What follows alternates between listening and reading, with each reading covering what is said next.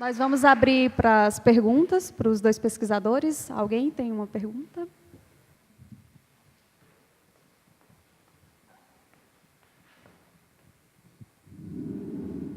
Obrigado. Oi, boa tarde. É muito interessante também essa pesquisa com relação à problemática dos deficientes e a falta de acessibilidade comunicativa. Eu estava comentando agora, a gente teve uma colega, eu trabalhei muitos anos na RBS, eu e a Raquel, a gente trabalhou junto com uma colega que era cadeirante também. Naquele momento não existia nenhum projeto dentro da RBS para desenvolver esse tipo de produto midiático de acessibilidade. Depois, ano passado, dei aula no Instituto Federal, onde a gente tinha problemas, alunos com algum tipo de deficiência, e a gente tinha que se adaptar a eles. E uma das funcionárias, por intuito próprio, por motivação própria, ela começou a trabalhar dentro do curso de produção audiovisual com audiodescrição.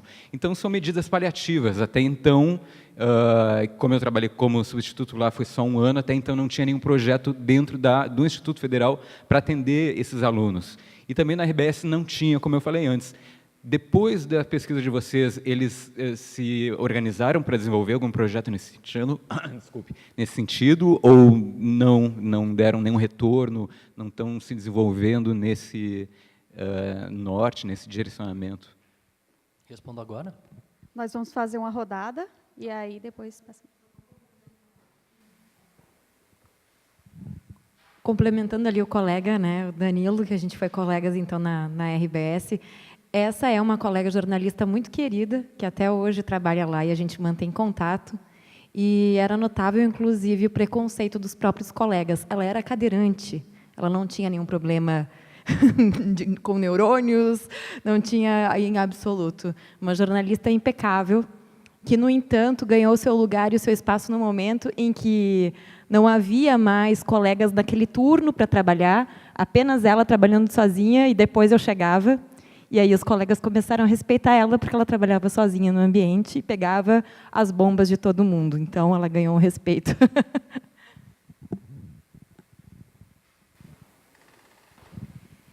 Boa tarde. Eu gostaria que o Rafael falasse um pouco mais sobre essa perspectiva de fazer pesquisa com uma pressão bem grande, né? Primeiro sem dinheiro, depois tentando aproveitar ao máximo dos recursos que são enviados e provavelmente tendo que fazer adaptações àquilo, né? Eu acho que passaram vários anos até que esse dinheiro foi, pelo que eu entendi da tua fala.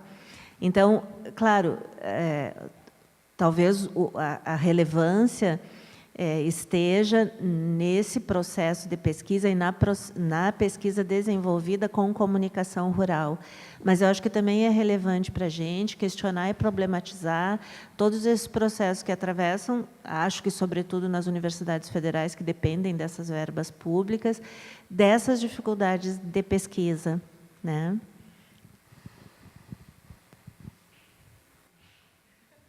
Não, aproveitando também agora, só para fazer para os dois, né?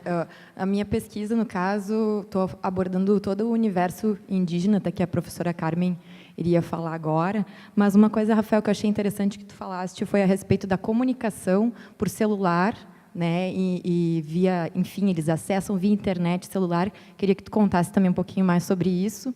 E, justamente, a respeito também da acessibilidade, a questão também, trazendo para o ambiente indígena, o quanto a gente constrói um universo de informações sem consultá-los, né? Então, tu provoca ali uma discussão num Globo Repórter sem incluir os caras, que não são coitadinhos, que eles não têm absolutamente nada a ver com aquele imaginário que a gente até então vem construindo. Então, também queria que tu contasse um pouquinho mais sobre as tuas descobertas, além disso também. Sem me alongar muito, bom, é bom ver os nossos ex-orientandos e amigos de grupo voltando aqui para participar do colóquio com a gente. Eu queria só colocar uma questão, não é nenhuma pergunta para o Rafael. Eu sei que o número de localidades é imenso e nem sei se vocês vão entrar nisso. Mas, e tu tá pensando a questão das mediações, lembrando da minha pesquisa de mestrado no meio rural, e da questão das informações, efetivamente, isso que tu te referiste como espaços de sociabilidade ganhou uma importância vital na forma como as informações eram lidas, apropriadas, às vezes subvertidas, às vezes aproveitadas. E esses espaços de sociabilidade, no caso dessa pesquisa, apareceram no final do culto, no boteco para os homens, na cooperativa, nos grupos de mulheres que se reúnem, tal, enfim, cenários mesmo desse mundo rural, que, claro, hoje é um outro mundo rural, né? Então as transformações, a urbanização também talvez seja interessante considerar. E eu fiquei pensando também, quando tu fala em agricultores, talvez fosse interessante pensar, tu está amalgamando o rural ou tu está entrando também para pensar que existem estruturas, existem pequenos, existem médios, existem grandes, e esses lugares, essas condições de classe, vamos dizer assim, do mundo rural, né, das estruturas sociais, elas também distinguem as próprias interesses, possibilidades, etc. Por exemplo, nos pequenos agricultores com os quais eu trabalhei, eles observavam várias coisas do globo rural e diziam, mas isso é para grande produtor. Aqui na minha terrinha de morro, que eu uso boi, como é que eu vou trabalhar com isso? Né? Então, só essas questões. Obrigada. Podemos fazer a rodada de respostas. Bom, eu vou aproveitar... Como é que você chama? Eu esqueci, cara. Danilo. Eu vou aproveitar o Danilo e a Raquel para fazer... Eu acabei esquecendo de falar uma coisa importante. Isso daí é da minha experiência, não só desse trabalho, mas desde da época da pesquisa da tese. Todas as vezes que eu falo sobre o tema e que daí, se é uma pessoa que é vou chamar meio, né, ou do meio acadêmico, ou do meio da comunicação, as pessoas, invariavelmente, elas fazem apropriações semelhantes a que vocês fizeram. Só que é o seguinte, os cadeirantes, por exemplo, eles não entram na minha pesquisa porque é aquilo que você falou, a sua colega ela não tem um problema cognitivo, e para mim interessa quando há o problema cognitivo, ou seja, eu estou passando um vídeo aqui, o vídeo está em inglês, legendado, e parte do vídeo não tem fala. Como é que uma pessoa com deficiência visual vai saber o que está acontecendo nesse vídeo? Ela não tem um problema mental, ela só tem um problema cognitivo. Você está me passando de uma maneira que eu não consigo absorver. Mesma coisa com a questão da Libras, né? A Libras é uma língua oficial brasileira. A Libras deveria ser ensinada nas escolas para que todo mundo fosse fluente, para que a gente não excluísse as pessoas surdas, a comunidade surda. Só que como a gente não aprende, a gente dá mais ênfase para aprender o inglês, dá mais ênfase para aprender o espanhol do que a Libras, a gente exclui essa comunidade, e é enorme, é uma comunidade enorme de pessoas. Essas pessoas elas vão tendo dificuldade para aprender, porque chega na sala de aula, a professora não sabe falar Libras, ela vai tentando captar o que ela consegue, ela não tem a mesma semântica, e aí essa comunidade ela fica super excluída. E aí o que a gente faz? A gente finge que ela não existe, né? Então, às vezes há essa confusão com relação à minha pesquisa e a pesquisa da Letícia, que a questão do cadeirante. A questão do cadeirante, por exemplo, não faz diferença, a não ser que seja um cadeirante que tenha um problema sensorial, né? Então, ou surdo ou cego. Mas, fora isso, isso não ia acabar fazendo diferença na questão. O mais importante será que esse conteúdo, é isso que a gente precisa começar a pensar, né?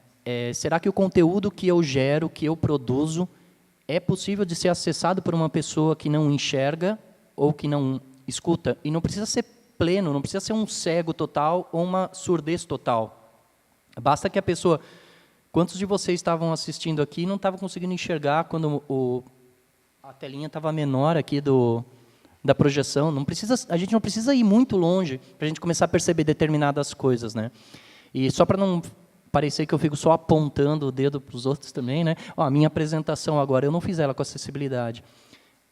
Se eu quiser disponibilizar ela para que pessoas com deficiência visual acessem, eu preciso fazer com que ela seja acessível.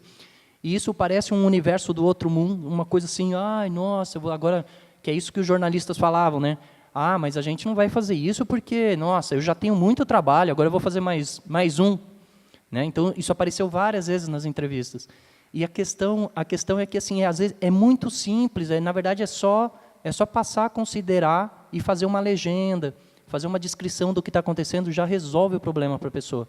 Mas é de ordem cultural, e aí eu acredito que esse movimento não vai acontecer de forma natural, ele vai ter que ser forçado, ou de maneira cultural, e assim, a minha aposta é de que as redes sociais passem a oferecer as ferramentas de acessibilidade, né, como o Twitter, por exemplo. O Twitter oferece a ferramenta, você publica uma foto e ele te dá a opção ali no Twitter de você colocar a legenda para pessoas que não enxergam. Isso é automático no Twitter. As pessoas não fazem porque não é cultural, mas a partir do momento que as redes sociais talvez comecem a fazer isso, pode mudar a percepção das pessoas sobre isso. Eu deixei de falar alguma coisa? Ah, sim. Então, quando a Letícia trouxe as informações e a gente colheu e analisou tudo, a gente ofereceu para ministrar curso, para poder trazer algum tipo de conhecimento que a gente sentiu que estava faltando. Mas essas coisas, elas se desmancham no ar, assim, ó. Então, desmanchou. Hoje eu posso dizer para você que foi uma bolha de sabão que surgiu. E me parece que talvez não haja interesse mesmo. Acho que essa é a questão, não há interesse. A não ser no momento das eleições, porque daí, quando é momento de eleição, aí se lembra dessas pessoas, porque o voto dessas pessoas vale igual ao dos outros. Porque é obrigatório. Mas, na verdade, tudo é obrigatório. Mas, na época da eleição, eles lembram que agora nós temos que fazer. Tá? Valeu.